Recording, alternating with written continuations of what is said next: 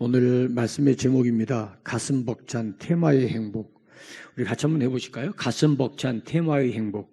가슴 벅찬 테바의 행복. 테마 그러면은 요즘 이제 계속해서 주제로 삼고 제가 강단에 설 때마다 말씀을 드려서 테바가 뭔지 이제 아시겠지만 아직도 테바가 뭔지 기억이 오락가락 하신 분들이 위해서 조금 더 말씀드린다면, 테바는 하나님께서 노아에게 내가 심판할 때, 물로 심판할 테니까 너는 방주를 만들어서 내가 네게 보내주는 동물들, 네 가족들과 방주에 들어가서 하나님의 심판을 피해라. 그래서 방주를 만들으라고 하셨는데 그 방주가 테바입니다. 테바를 한글로 번역하면서 방주라는 말로 번역을 했어요. 방주라는 그 주자가 배 주자거든요. 근데 사실은 테바는 배는 아니에요. 왜냐하면 배는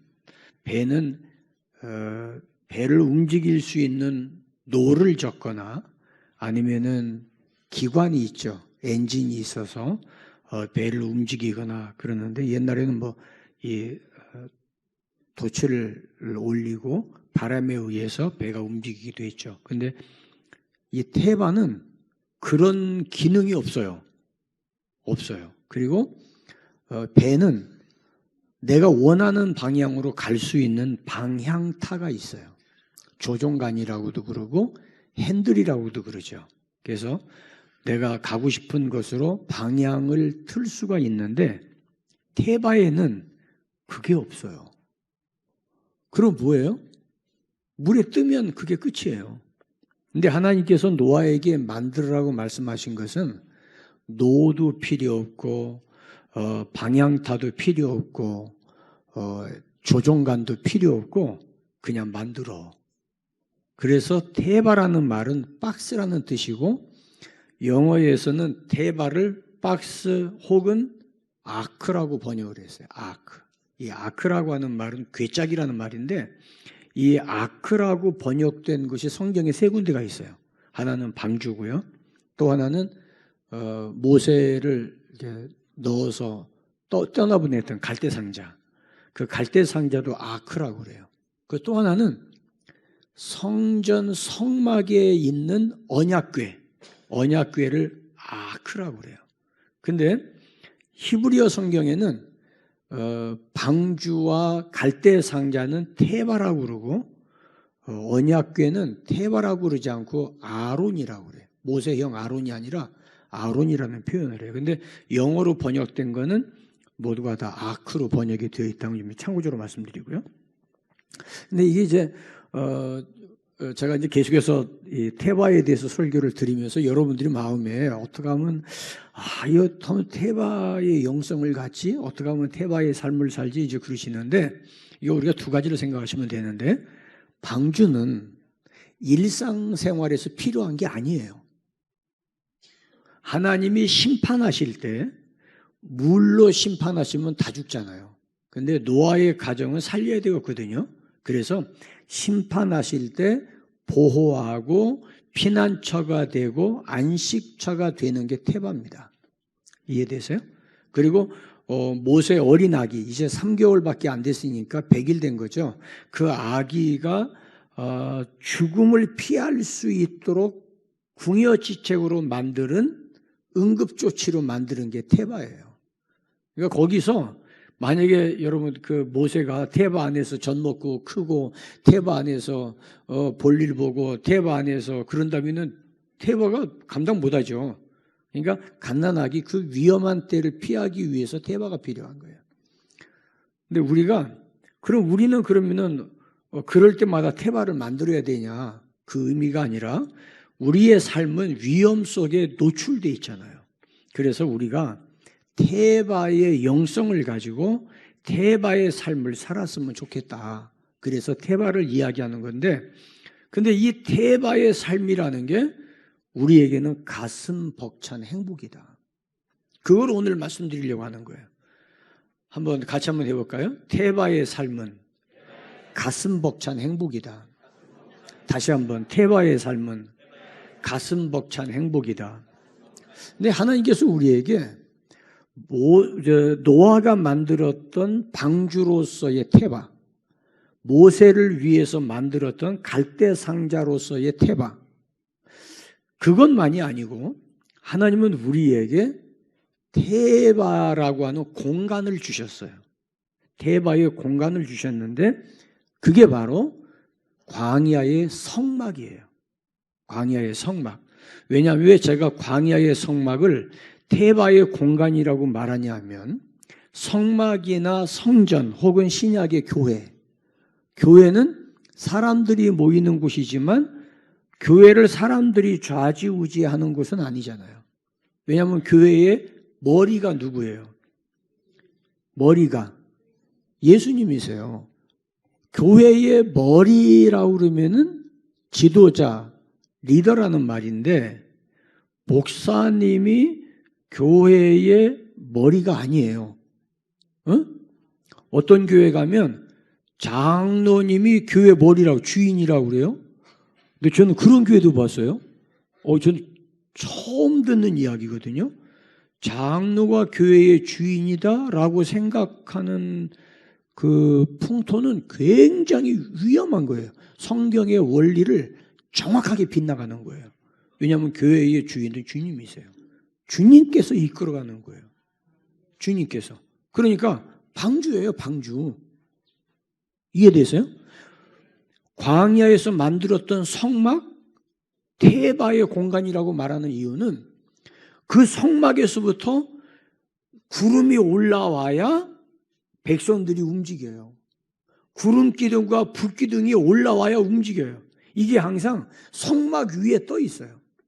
그러니까 하나님이 광야의 이스라엘을 어디로 인도할 거냐를 모세가 결정하는 게 아니에요. 그러니까 보세요. 모세가 이제 백성들을 데리고 광야로 들어가니까 백성들이 야, 왜 광야로 가? 여기 못 살아. 그래가지고 백성들이 반란이 일으켰잖아요. 여기 물 먹지 못해. 먹을 수 있는 물도 없어. 여기는 양식도 없어. 왜 광야로 가? 그리고 반란을 일으켰어요. 왜냐하면 야, 우리 같으면 여기 안 가. 너 왜 여기로 인도하는 거야? 근데 모세가 인도했나요? 하나님이 그걸로 인도해 가시는데 하나님이 인도해 가시면 가야 돼요. 내가 내 멋대로 갈 수 있어요. 근데 광야에서 내가 내 멋대로 가면 떼약볕에 1시간만 그대로 노출되면 일사병으로 다 쓰러져 죽어요. 그러니까 내가 이쪽으로 가는 게 맞다고 해도 못 가는 거는 하나님이 가라는 곳으로 가야 안전해. 그게 광야의 성막이에요. 그거를 위해서 출애굽기는 40장까지 성막을 완성하는 게 출애굽기의 목적이에요. 그래서 이거를 보고 너무 좋은 거야, 그게. 야, 이 성막이 텐트 안에 있는 게 아니라 아예 건물로 지었으면 좋겠다. 그래서 다윗 왕이 성전을 지을 생각을 한 거예요. 이해되세요? 네, 그래서 다윗이 야, 이 성전 짓고 싶은데 근데 하나님께서 안 돼야. 너는 성전 지으면 안 돼야. 왜요? 너는 사람 많이 죽여서 안 돼. 성전은 아무나 짓는 게 아니야. 깨끗한 사람들이 져야 돼. 너는 사람 많이 손에 피가 묻어 있잖아. 그 손으로는 성전 못 져. 근데 네가 이 마음 가졌으니까 그건 좋아. 그래서 너는 안 되고 네 아들 솔로몬이 성전 지을 거야. 와우. 그러니까 이 성막을 만들면서 하나님이 성막에서 떠올라서 백성들을 인도하고 이끌어 가시는 걸 보니까 너무 좋거든요. 걱정할 게 없잖아요. 하나님이 인도하는 대로 살면 얼마나 행복해요. 응? 하나님이 인도할까 봐 겁나는 사람들 같아. 그건 아니잖아요. 그죠? 하나님이 인도하시면 얼마나 행복한데 얼마나 해피한데. 그래서 그 과정 속에서 하나님이 우리에게 주신 은혜가 있어요. 다윗이 그것 때문에 하나님 앞에 구하는 거예요. 자, 보세요. 출애굽기 25장 22절에 출애굽기 25장 22절에 이런 말씀이 있어요. 같이 봅니다. 시작. 거기서 내가 너와 만나고 속죄소 위 곧 증거궤 위에 있는 두 그룹 사이에서 내가 이스라엘 자손을 위하여 내게 명령한 모든 일을 내게 이르리라. 거기서는 언약궤예요. 언약궤는 조각목, 씨띠나무라고 그러는데 이 조각목을 영어로 번역할 때 아카시아 나무라고 그랬어요. 아카시아. 그래서 이 조각목으로 언약궤 이렇게 아마 강대상 이 정도 크기가 되지 않을까 싶어요. 조각목으로 만들고 이 나무를 가리기 위해서 금을 두들겨 가지고 금을 펴서 이 안에도 금으로 싸고 겉에도 금으로 싸요. 그러면은 나무가 보여요, 안 보여요? 안 보여요. 남들이 볼 때는 이게 전부 뭘로 보여요? 금덩어리로 보여요. 아니, 금이 아니라 금덩어리지 뭐. 그러니까 이게 진짜 재밌는 게 갈대 상자는 안과 밖을 역청으로 칠했어요. 방주를 이게 고페르 나무로 방주를 만들고 안 밖으로 역청을 나무 진으로 역청을 칠했어요. 왜냐하면 물이 스미면 안 되니까. 그러니까 이 방주나 갈대상자나 언약궤가 공통된 게 뭐냐면 안 밖을 칠했다는 거예요. 심지어 벗기는 완전히 뒤집어 덮은 거죠. 그런데 여기 중요한 거는 거기서 내가 너와 만나고 거기서 내가 너와 만나고. 여러분 우리가 하나님을 만날 수 있다는 거는요 어마어마한 특권이에요. 하나님 만날 수 있다는 거. 아멘입니까? 그런데 대통령을 만난다는 게 우리가 원하면 가서 만날 수 있어요? 만날 수 없는 게 아니라 우리가 안 만나. 저는 안 만나요. 괜히 만나자고 했다가 퇴짜 맞느니 그러면 기분이 꿀꿀하잖아요. 그러니까 아예 안 만나는 거예요. 그리고 오면 내가 피해 다녀. 근데 하나님은 만나면 만날수록 문제가 해결되는 거예요. 그러면은 만나야지. 그렇잖아요. 걱정하고 고민 있을 때 그 사람 만나면 해결돼. 그러면은 찾아가죠. 아무리 바빠도 찾아가서 만나죠. 돈 주고라도 만나잖아요.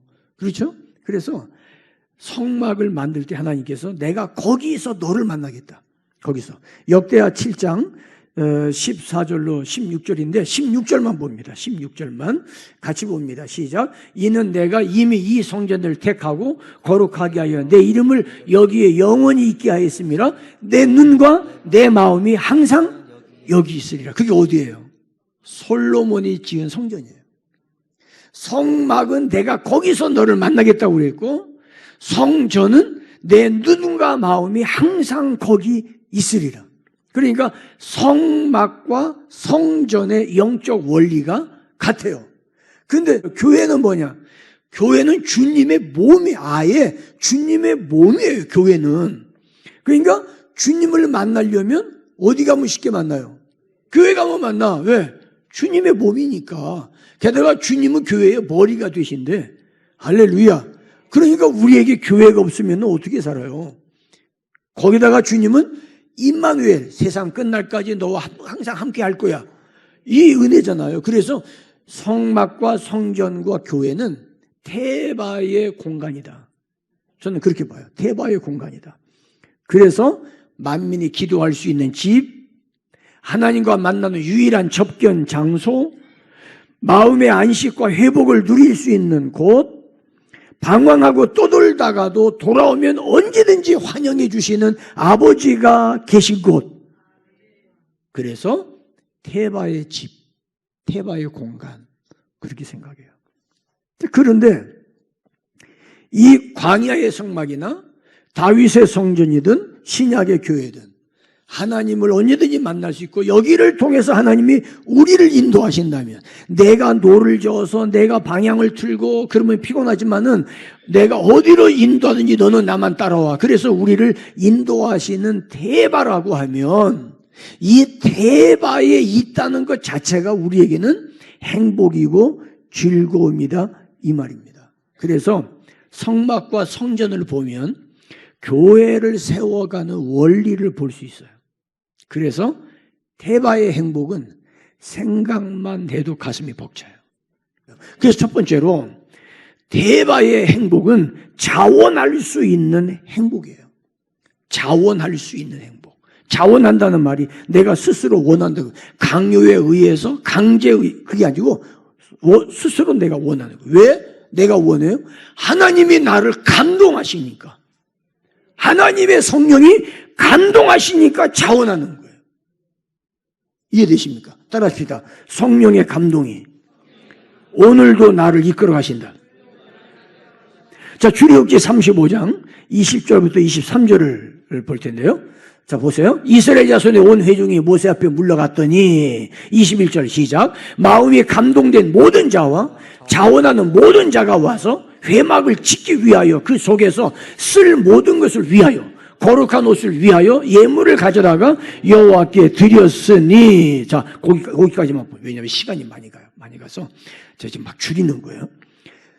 성막을 만드는데 누구를 동원하냐면 마음이 감동된 자. 마음이 감동되니까 자원하는 마음이 생기는 거예요. 자, 여러분, 마음에 감동이 없는데 자원한다면 그건 기적이에요. 보통 사람 아니에요.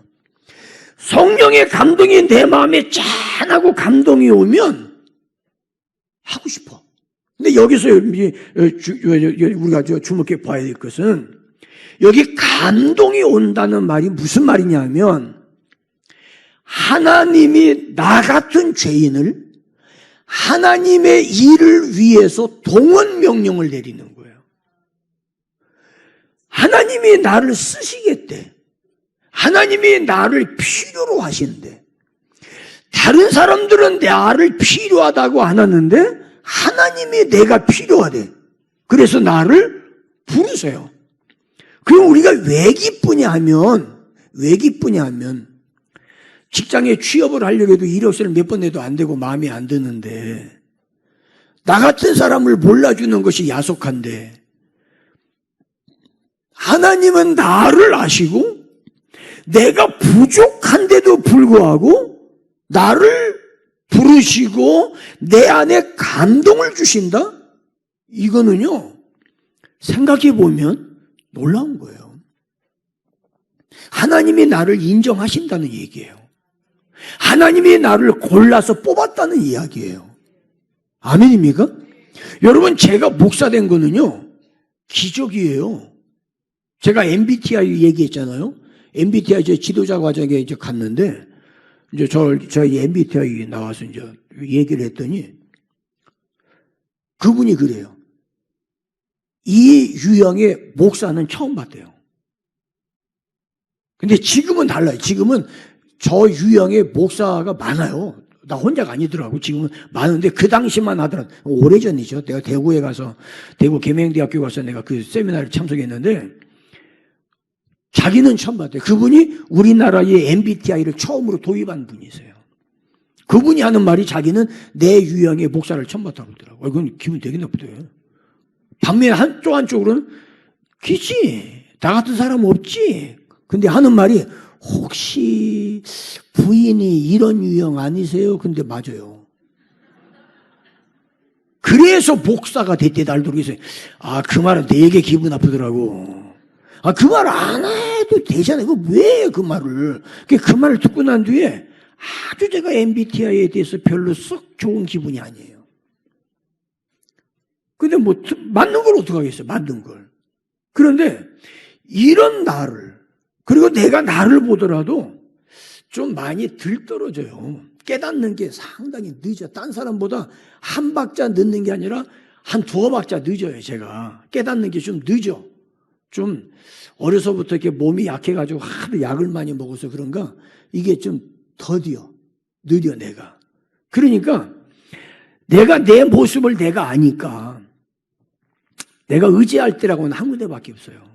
이런 나를 부르신 하나님밖에 의지할 데가 없어. 그러니까 그분이 나를 택하셨으니까 그분께 기도할 수밖에 없고 그분의 은혜를 구할 수밖에 없는 거예요. 그러다 보니까 지금까지 왔어요. 그러니까 은혜더라고 그게. 여러분 봐요. 하나님이 나를 감동하셨다는 말은 잘 생각해 보세요. 우리에게 신나는 일이야. 우리의 자존감, 내 존재감, 내 정체성을 부추기는 거예요. 사람들도 나를 싫어하는데 하나님이 나를 택하셨다? 아무도 나에게 무슨 얘기 안 하는데 하나님이 나를 감동하셨다? 여러분, 이런 특혜가 어디가 있어요? 이런 특혜가. 이건 은혜죠. 정말 놀라운 은혜입니다. 이 하나님의 은혜를 우리가 봐요. 자, 보세요. 그러면 이제 다윗이 성전을 건축할 때 어떻게 된가 봐요. 역대상 29장 1절부터 5절입니다. 역대상 29장 1절부터 5절. 다윗 왕이 온 회중에게 이르되 내 아들 솔로몬이 유일하게 하나님께서 택하신 바 되었으나, 이게 택하셨다는 말은 중요한 이야기예요. 하나님이 아무에게나 감동하는 게 아니라 택하신 거예요. 그러니까 내가 하나님의 감동을 받았다는 말은 하나님으로부터 어떻게 됐다는 거예요?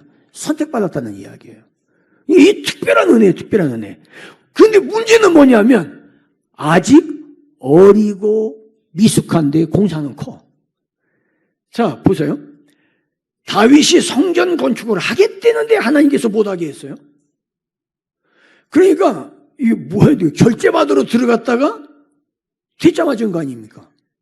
이것도 기한이라고 했어. 그리고 휙 집어던진 거예요. 너는 안 돼. 너는 자격이 없어. 네가 무슨 성전 건축을 해. 나가. 이 말이거든요. 그러면 다윗이 마음이 상하잖아요. 그래? 알았어. 그럼 내가 원하는 거 할게. 이럴 수 있잖아요. 근데 다윗은 하나님의 성전에 대한 사모함이 특별해요. 왜냐하면 광야의 성막을 봤거든요.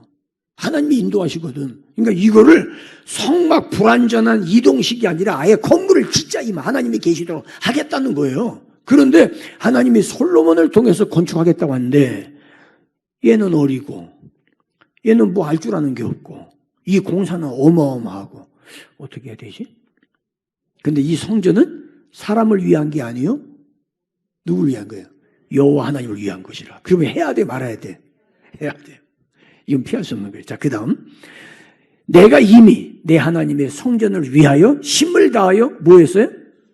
내가 이미. 그래서 다윗이 솔로몬이 못할 것 같아서 다윗이 준비한 거예요. 나름대로. 자기 나름대로 뭐가 필요하겠다, 뭐 시멘트가 필요하겠다, 철근이 필요하겠다, 나무가 필요하겠다. 그래서 다윗이 다 준비해놨어요. 근데 준비했는데 다윗의 마음이 너무 기쁜 거야. 내가 못 짓는데도, 하나님이 나보고 하지 말랐는데도 솔로몬을 위해서 준비하는 자기가 너무 행복한 거야. 너무. 그래서 준비하다 말고, 야, 이거 나 혼자만 이렇게 행복해야 되나? 나 혼자만 이렇게 기뻐야 되나? 그래가지고 지도자들에게 이야기했어요. 야, 내가 너무 기쁜데 너희 한번 해볼래? 어디 한번 해볼게요? 그게 오늘 우리가 읽은 본문이에요. 본문 6절에 이에 모든 가문의 지도자들, 이스라엘 모든 지파의 지도자들, 천부장, 백부장, 왕의 사무관이 다 함께 동참했어요. 우리 나도 하겠습니다. 근데 그렇지 않아도 나도 벽돌 한 장이라도 하고 싶은데 잘 됐네. 나도 기와장 한 장 얹겠습니다. 잘 됐습니다. 왕이여, 기회 주셔서 감사합니다. 그랬더니 다윗 왕이 너무 기뻐한 거예요. 야, 나 혼자만 한 게 아니라 우리가 같이 했네. 나 혼자만 독점한 게 아니라 우리가 같이 했네. 이렇게 된 거예요. 할렐루야. 아멘입니까? 그래서 하나님의 손에 즐거이 드린 것이 너무 행복했어요. 문제는 고린도후서 8장 1절로 5절에 보면 신약의 마게도냐 교회가 나와요. 근데 이 마게도냐 교회는 가난했어요. 자, 봅니다. 형제들아, 하나님께서 마게도냐 교회에 주신 은혜를 우리가 너희에게 알리노니 많은 환난의 시련 가운데에서 기쁨이 넘쳤어요. 너무 기쁜 거예요. 뿐만 아니라 극심한 가난이 있어요. 극심한 가난이라는 말은 라면 하나 끓여서 5식구 먹기도 바빠. 그 정도예요. 너무 가난해. 그런데 그들이 연보를 풍성하게 했어요. 아니, 어디서 나온 거예요, 그게? 자, 그 다음 봅니다. 내가 증언하노니 그들이 힘대로 할 뿐 아니라 힘에 지나도록 어떻게 했다고요? 자원했어요. 왜요? 왜 자원했어요? 뭐 때문에? 환난과 곤고함과 가난이 있는데 왜요? 받은 은혜가 있거든. 하나님의 감동하심이 있거든. 그래서 이 은혜가 이들에게 주어지는 하나님의 축복이었어요. 자, 보세요. 성령의 감동하심을 입은 사람들의 자원이 핵심입니다. 두 번째. 드릴 수 있는 행복이 가슴을 벅차게 해요. 자원하는데 드릴 게 없어. 마음에는 원인데 할 수 없어. 그러면은 괴롭죠. 그런데 자원한 것뿐이 아니라 드릴 수 있는 힘이 있었어요. 자, 역대상 29장 12절로 17절을 봅니다. 굉장히 중요한 말씀인데요. 역대상 29장 12절로 17절 같이 봅니다. 시작. 부와 귀가 주께로 말미암고 주는 만물의 주제가 되사 손에 권세와 능력이 있사오니 모든 사람을 크게 하심과 강하게 하심이 주의 손에 있나. 자, 이거 이제 굉장히 중요해요. 이게 대바의 영성하고 굉장히 중요한 이야기인데, 하나님께서 노아에게 내가 이 사람들을 심판하겠다라고 말씀하신 이유는 그들의 마음의 생각과 계획이 항상 악했어요. 근데 그들의 계획이 그렇게 나쁜 건 아니었어요. 하나님의 아들들이 그 지혜를 가지고 사람의 딸들과 함께 만나서 결혼을 하니까 네피림을 낳았어요. 유력한 사람을 낳았어요. 결혼을 통해서 결과가 좋았어요. 자녀들이 훌륭한 자녀들이 태어났어요. 계획한 것마다 땅을 차지하고 명성을 드높이는 유명한 용사들이 태어났어요. 다시 말하면 사람의 계획한 대로 척척척척 된 거예요. 근데 여러분, 사람이 계획한 대로 돼가면 사람이 변해요. 변해.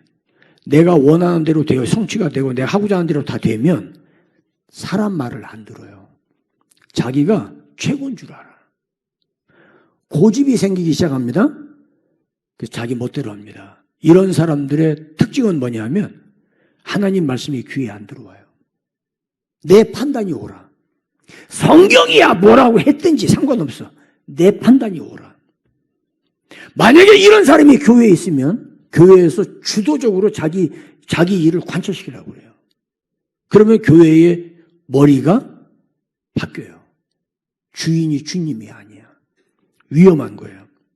그런데 여기 다윗은 부와 귀가 내가 잘해서가 아니라 내가 크게 됨과 강하게 됨이 내가 물맷돌 잘 던져서 된 게 아니라 주께로부터 왔습니다.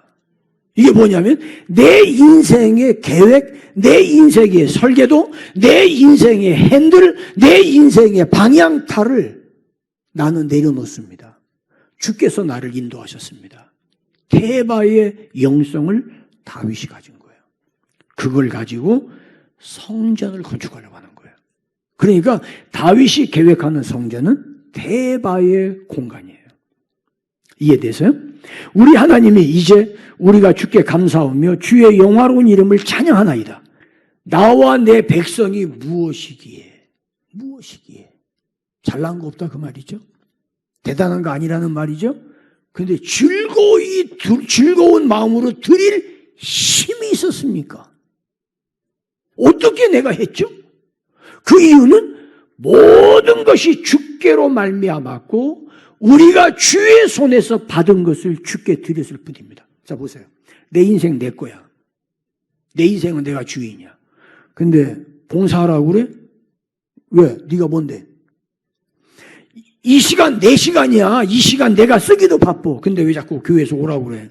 나 바빠 죽겠는데. 이 시간 내 시간이야. 내가 어떻게 벌었는데 이거 내가 번 거 내 거야. 근데 왜 이리라 저리라 그래?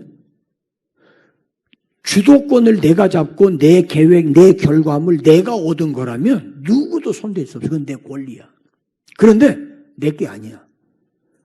죽었던 인생을 살리신 분이 하나님이니까 내 인생도 하나님의 거야. 나는 구원받은 주의 백성이야. 이건 내 게 아니야. 내가 지금까지 살아있는 것도 하나님의 은혜야.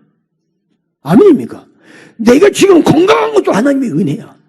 내가 지금 이렇게 사는 것도 하나님이 다 주신 거야. 그렇다면 하나님의 성령이 나를 감동할 때 내가 주님 앞에 드릴 수 있다는 게 기쁨이 될 수밖에 없어요. 왜요? 내 걸 드리는 거라면 아쉬운데 주께서 주신 걸 드렸기 때문이에요. 자, 그래서 그 다음 봅니다. 그 다음 우리는 우리 조상들과 같이 주님 앞에 이방 나그네와 거류민들이라 세상에 있는 날이 그림자 같아서 희망이 없나이다. 우리는 세상 살아가는 게 희망이 없어. 나름대로 뭘 땅도 많고 하다고 하는데 그거는 우리의 희망이 아니야. 그거는 내 인생을 움직이는 방향타가 아니야. 내가 얼마나 많이 배웠느냐 중요하긴 한데 그게 내 인생의 방향을 결정하는 건 아니야. 재산이 있으면 좋아. 근데 그게 내 운명의 방향을 결정하는 건 아니야. 이해되시죠? 그러니까 우리는 세상에 희망이 없었어요. 그런데 주의 손에서 온 것을 가지고 주께 드렸기 때문에 다윗이 맨 마지막 절 말합니다. 심히 기쁘도소이다. 심히 기쁘도소이다. 내 것이 아닌 거를 내놓았기 때문에 이 때를 위해서 나에게 맡기셨다면 지금 주님이 원해서 마음에 감동이 있어서 내놓을 수 있다는 게 기쁘고 즐거운 거예요. 그게 테바의 삶이에요.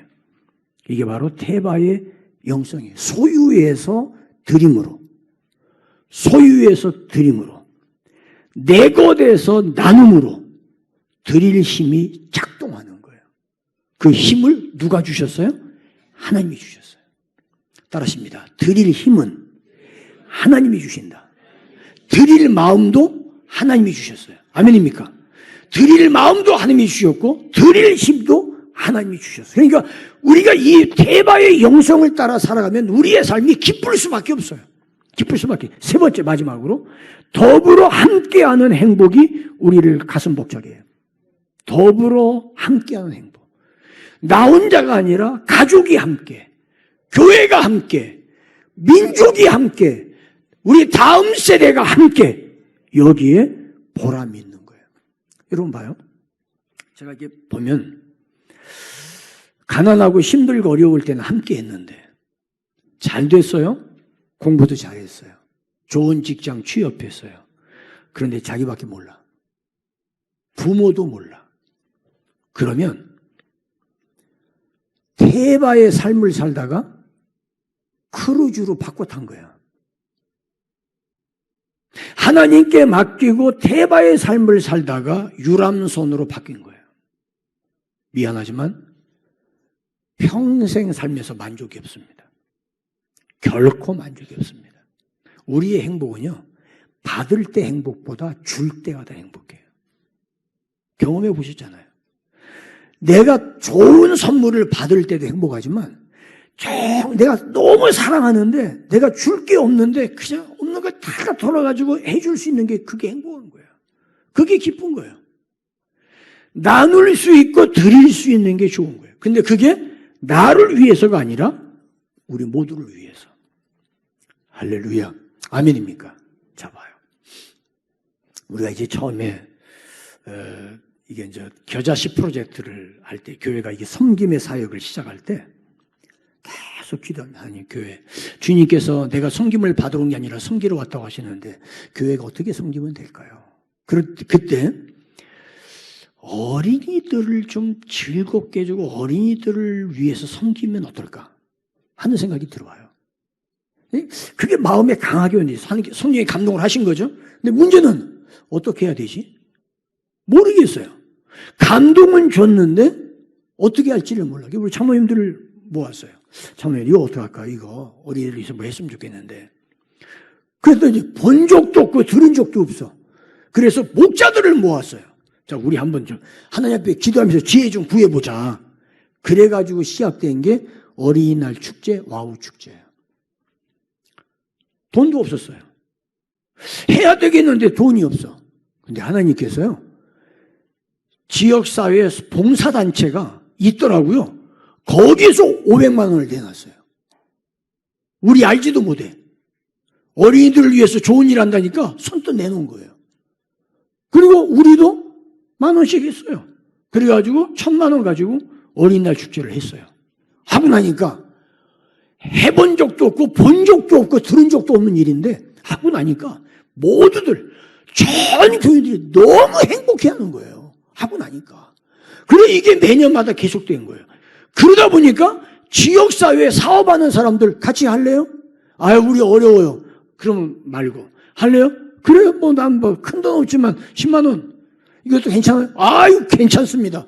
그래가지고요 지역사회가 함께 하는 거예요.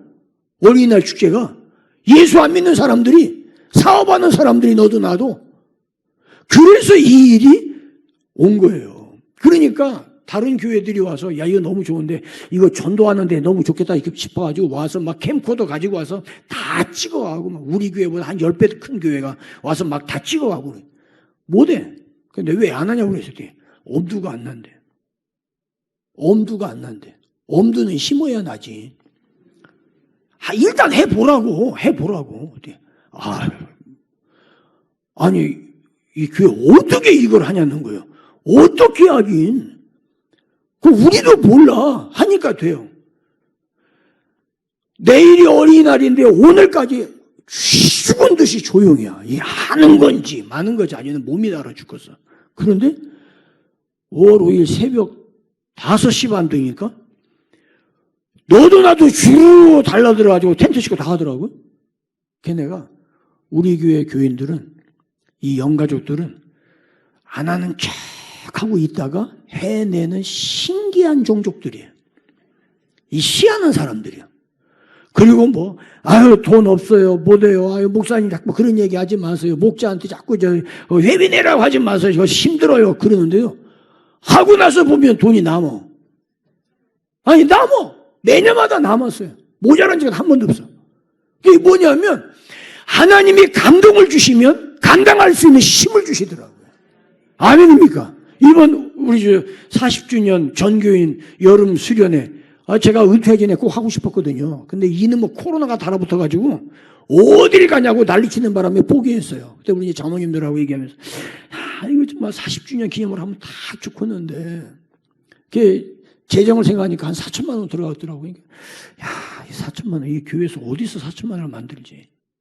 감당이 안 돼요. 그래서 코로나가 나오니까 핑계끼리 아이고 잘 됐다. 그냥 수건문이 내려놨지. 근데 은퇴하고 났더니 담임 목사님이 금년에 40주년 제주도에서 전교인 수련, 와, 이제 얼마나 기쁜지요? 은퇴할 때보다 훨씬 더 기쁘더라고요. 근데 그것만이 되는 게 아니라, 저는 솔직하게 교인들, 이거 다 판공권 교인들이 다 끊고 갈 수 있을까? 100명이나 갈까? 그랬더니요, 250명이 넘었대. 다 끊었대, 일주일 만에. 와, 와우 축제 하던 그 실력이 거기서 나오더라고요. 다 끊었대.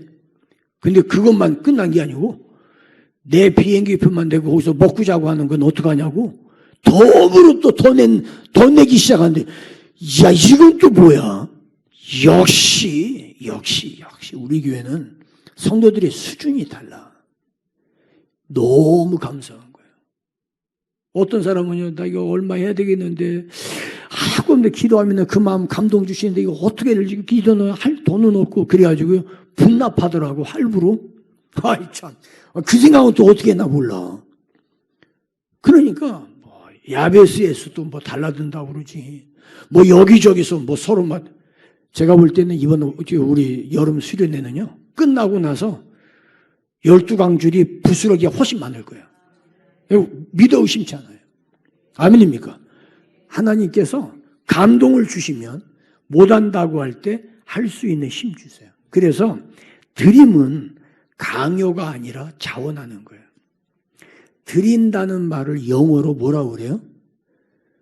드림이라고 그래요. 드림. 꿈이야, 꿈.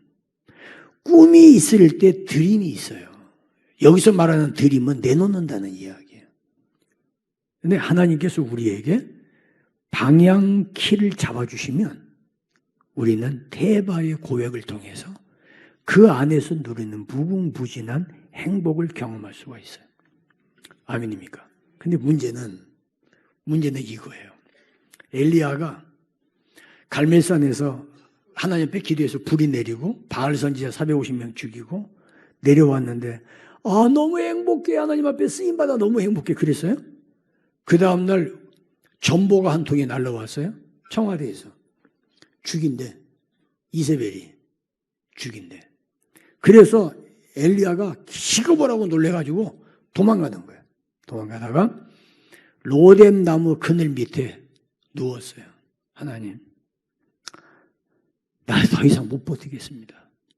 내 생명 거두어가지고 내 지금까지 산 것도 은혜로 살았고 오늘 죽어도 나 아쉽지 않으니까 하나님, 내가 하나님을 위해서 내 열심이 얼마나 특심인데 주님 아시잖아요. 내가 저 여자의 손에 죽느니 하나님 차라리 내 목숨 줄 끊어가 주세요. 아니, 더 이상 못하겠습니다. 그리고 나자빠졌어요. 이게 뭐냐면 엘리야의 사역 뒤에 찾아온 피로감이에요. 영적인 피로감. 근데 보세요. 여러분들이 신앙생활 하다 보면 이 피로감이 와요. 내가 열심히 달려가다가 로뎀나무 그늘 아래 자빠지는 경우가 수없이 많아요. 지나칠 정도로 내가 하나님 앞에 너무 그동안 내가 할 일 다 했어. 내가 남들보다 10배는 다 했어. 내가 할 일 다 많이 했어. 지쳤어. 아니 더 이상 나 못이야 이제. 아예 나 잡아보고. 이런 로뎀나무 증후군이 우리에게 주어져요. 지칠 수 있어요. 그때 우리에게 헌신의 피로감이 와요. 헌신을 했는데 헌신하다가 피곤해. 그리고 두 번째 섬김의 피로감이 와요. 열심히 섬기는데 피곤해요. 섬기다 보니까 피곤한 거예요. 섬길 때는 좋았는데 섬기고 나니까 피로감이 쌓여요. 나눔의 피로감이 있어요.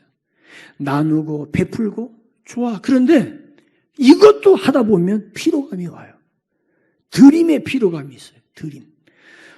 재물을, 내가 재능을 드리든, 물질을 드리든, 어디 가서 자원봉사하든, 드리는데도 피곤함이 있어요. 그리고 심지어 기도에도 피로감이 있어요.